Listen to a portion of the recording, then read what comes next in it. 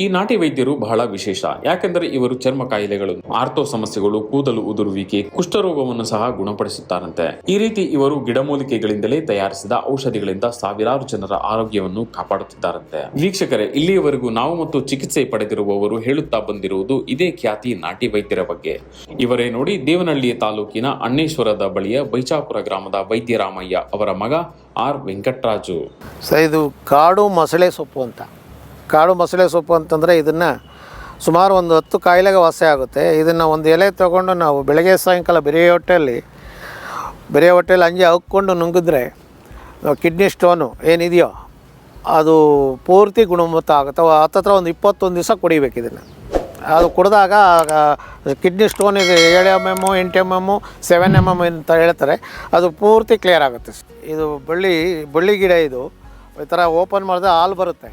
ಈ ಹಾಲು ಅಂತಂದರೆ ಈ ಮಕ್ಕಳಿಗೆ ತಾಯ್ತನ ಇರೋರಿಗೆ, ಚಿಕ್ಕ ಮಕ್ಕಳಿಗೆ ಹಾಲಾಗೋದಿಲ್ಲ, ಅವರು ಇದನ್ನು 21 ದಿವಸ ಈ ಥರ ಹಾಲು ಮತ್ತು ಮೆಣಸು ಎರಡೂ ಮಿಕ್ಸ್ ಮಾಡಿಕೊಂಡು ಬೆಳಗ್ಗೆ ಒಂದು ಚೂರು ರಾತ್ರಿ ಒಂದು ಚೂರು ಹಾಲು ಸಡನ್ನಾಗಿ 20 ದಿವಸ ಡೆವಲಪ್ಮೆಂಟ್ ಆಗುತ್ತೆ ಸರ್. ಆಮೇಲೆ ಈ ದಾಸವಾಳ ಉದ್ದೂ ಅನುಕೂಲ ಆಗುತ್ತೆ ಸರ್.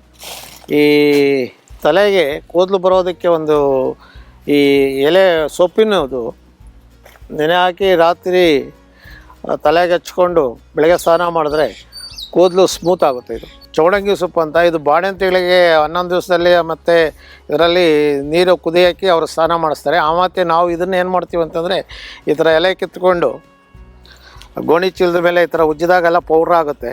ಇದು ಚೀಲದ ಮೇಲೆ ಉಜ್ಜಬೇಕು. ಚೀಲದ ಮೇಲೆ ಈ ಥರ ಪೌಡ್ರ್ ಆಗುತ್ತೆ. ಇದು ಅದನ್ನು ಬಿಸಿಲಿಗೆ ಒಣಗಿಸ್ಬಿಟ್ಟು ನಮ್ಮ ಔಷಧಿ ಕೊಡ್ತೀವಿ. ಅದ್ರದ್ದು ಔಷಧಿ ಹಾಕಿಬಿಟ್ಟು ಅದ್ರ ಮೇಲೆ ಇದನ್ನು ಹಾಕಿ ಕೊಟ್ಟಾದಾಗ ಗಾಯ ಅರ್ಜೆಂಟಾಗಿ ಕ್ಲಿಯರ್ ಆಗುತ್ತೆ. ಇದು ಹೆಸರು ಅಮೃತ ಬಳ್ಳಿ ಅಂತ ಹೇಳ್ಬಿಟ್ಟು.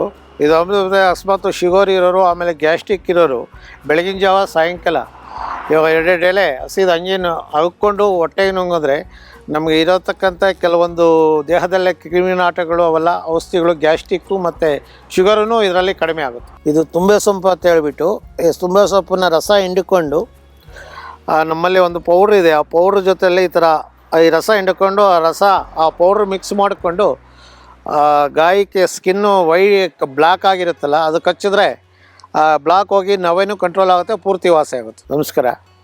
ಈಗ ನಾವು ಈ ಥರ ಔಷಧಿಗಳು ಅಂತಂದರೆ ನಮ್ಮ ತಂದೆಯವರು ದನಗಳ ಮುನಿಯಪ್ಪ ಅಂತ ಹೇಳ್ಬಿಟ್ಟು ಅವರು ಚಿಕ್ಕದಾಗಿ ಮಾಡ್ತಾಯಿದ್ರು.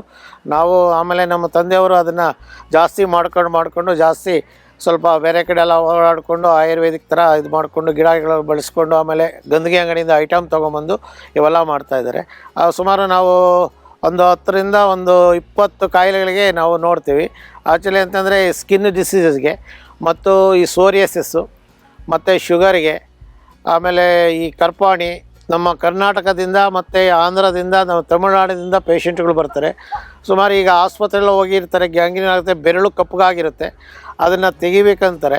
ಆದರೆ ಒಂದು 2 ತಿಂಗಳು ಕಾಲ ನಮ್ಮ ಔಷಧಿ ಉಪಯೋಗಿಸ್ಕೊಂಡ್ರೆ ಆ ಕಪ್ಪಗಾಗಿರೋದು ಅಲ್ಲಿ ಕಟ್ಟಾಗುತ್ತೆ, ಕಾಲು ಉಳಿಯುತ್ತೆ, ಅವ್ರ ಲೈಫು ಸೆಟ್ಲಾಗುತ್ತೆ. ಆ ರೀತಿ ನಾವು ಮೊದಲಿಂದನೂ ಮಾತಾಡ್ಕೊಂಡು ಮಾಡ್ತಾಯಿದ್ದೀವಿ. ಈಗ ನಾವು ನಮ್ಮ ತಂದೆಯರು ಮಾಡಿಕೊಂಡು ನಾವು ಇನ್ನೂ ಸ್ವಲ್ಪ ಜಾಸ್ತಿ ಮಾಡ್ಕೊಂಡು ಬರ್ತಾಯಿದ್ದೀವಿ. ಆಮೇಲೆ ಶುಗರ್ಗೆ ಈ ಅಮೃತ ಬಳ್ಳಿ ಮತ್ತು ಆ ಅಮೃತ ಬಳ್ಳಿ ಕಂಪಲ್ಸರಿ ಎಲ್ರಿಗೂ ಗೊತ್ತೇ ಇರುತ್ತೆ. ಅದನ್ನು ಬೆಳಗ್ಗೆ ಸಾಯಂಕಾಲ ಬರೀ ಹೊಟ್ಟೆಯಲ್ಲಿ ಒಂದು 3 ಎಲೆ 4 ಎಲೆ ತೊಗೊಂಡ್ರೆ ಅವ್ರ ಆರೋಗ್ಯಕ್ಕೆ, ಗ್ಯಾಸ್ಟ್ರಿಕ್ಕಿಗೆ ಮತ್ತು ಶುಗರ್ಗೆಲ್ಲ ಒಳ್ಳೆಯದಾಗುತ್ತೆ. ಆಮೇಲೆ ಇನ್ನೊಂದು ಕಿಡ್ನಿ ಸ್ಟೋನ್ಗೆ ಅಂತೇಳ್ಬಿಟ್ಟು ನಾವು ಒಂದು ಗಿಡ ಬೆಳೆಸಿದ್ದೀವಿ. ಅದು ಕಾಡು ಮೊಸಳೆ ಸೊಪ್ಪು ಅಂತೇಳ್ಬಿಟ್ಟು ಅದು ಬೆಳಗ್ಗೆ ಸಾಯಂಕಾಲ ಒಂದೊಂದು ಎಲೆ ತೊಗೊಂಡು ಅಂಜಿ ಹಾಕ್ಕೊಂಡು ನುಂಗ್ರೆ ಕಿಡ್ನಿ ಸ್ಟೋನ್ ಇಮಿಡಿಯೇಟಾಗಿ ರಿಲೀವ್ ಆಗುತ್ತೆ. ಅದೇನು ಆಪ್ರೇಷನ್ ಮತ್ತು ಶೂಟ್ ಮಾಡೋ ಅವಶ್ಯಕತೆ ಇಲ್ಲ. ಅದೇ ರೀತಿ ನಾವು ಬೇರೆ ರೀತಿ ಇನ್ನು ಈ ನಿಮಗೆ ಎಲ್ಲರಿಗೂ ಗೊತ್ತಿರೋ ತುಂಬೆ ಸೊಪ್ಪು, ಆ ತುಂಬೆ ಸೊಪ್ಪನ್ನು ನಾವು ಔಷಧಿಗಾಗಿ ಉಪಯೋಗಿಸ್ತೀವಿ. ಆಮೇಲೆ ಕರಿ ಕಾಸಿನ ಸೊಪ್ಪು ಅಂತ ಬರುತ್ತೆ, ಅದನ್ನು ನಾವು ಔಷಧಿಗೆ ಉಪಯೋಗಿಸ್ತೀವಿ.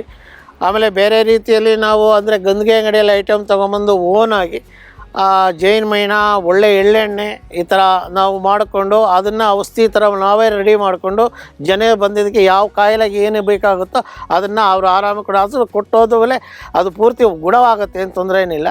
ಈ ಥರ ನಾವು ಮೊದಲಿಂದನೂ ನಮ್ಮ ಹತ್ತತ್ರ ಒಂದು 130 ವರ್ಷಗಳಿಂದ ನಾವು ವಂಶ ಪಾರಂಪರ್ಯವಾಗಿ ಮಾಡ್ಕೊಂಡು ಬರ್ತಾಯಿದ್ವಿ.